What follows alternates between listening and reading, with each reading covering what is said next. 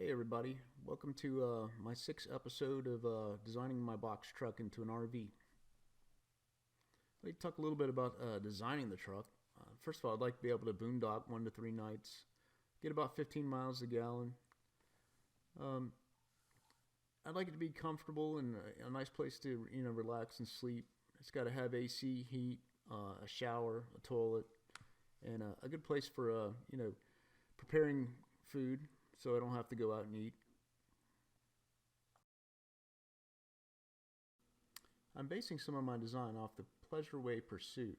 It's a 22-foot Class B RV that sells for about $130,000. I found an interesting program called SketchUp for doing some of the mock-up.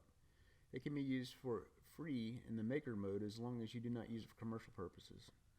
I have a 76 by 80 inch king-size bed positioned here, along with a self-contained wet bath and a pretty large window that I'll mirror on the other side as well. If you look closely, you can see the black lines drawn on the bed that I may cut out and make it a convertible dinette.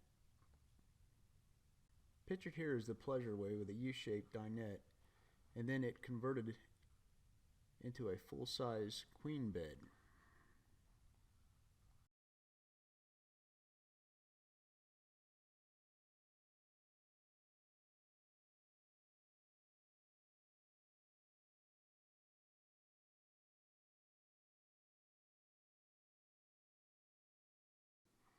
I looked out when I recently went to downtown Atlanta IKEA.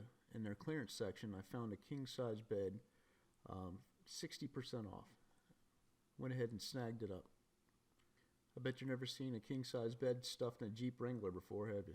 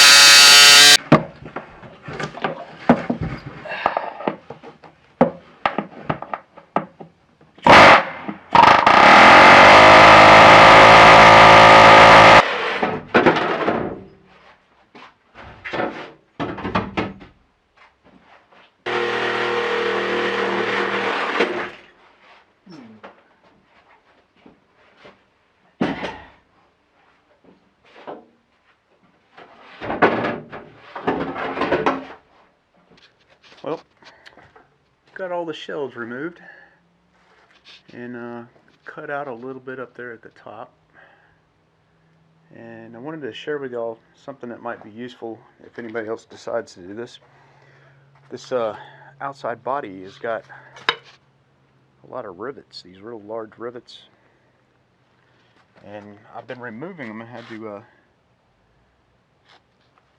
figure out how to do it. At first I started cutting them off with a grinding wheel, and that was pretty difficult to do, and I kind of studied up on the subject and realized that you could use a power chisel. With this, let me see if I can get this on video there.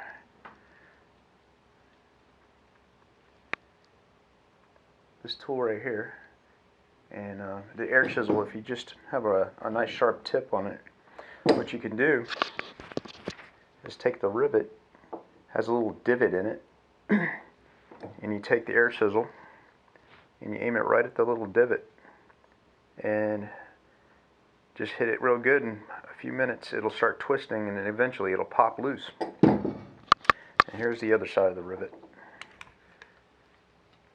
going to get a close-up so you can see how these things are made, because it took me a long time to figure out what the heck was going on and how these things were put together, and there had to be an easier way to take it apart than what I was doing. So hopefully somebody out there could use this if they ever decide to do something as crazy as make a box truck into an RV. So just wanted to share that with you. So I'm going to go with a wet bath for the RV here, and I wanted a combo with a black tank or a cartridge system. This one right here is a shower with a I guess it's like a 5 to 10 gallon black tank that's built into the unit. I got this salvage. I was gonna try it out. The other side's pretty discolored. I mean, it will work, but I'll probably end up buying a new one if I go this route.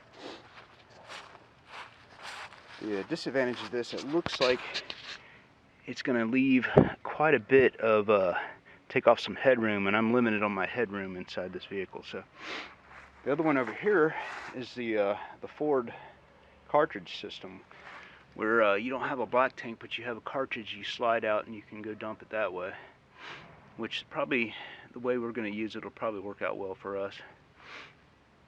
And it's a little bit smaller unit, which I may need since I'm going with a king size bed. So plus this looks a little bit newer than the other one. I could probably go ahead and use this one, but this won't limit my headroom either. If you can see from the base of it down here, it's not offset like the other one. So anyway, I'm going to test fit them and see how they look and how they work.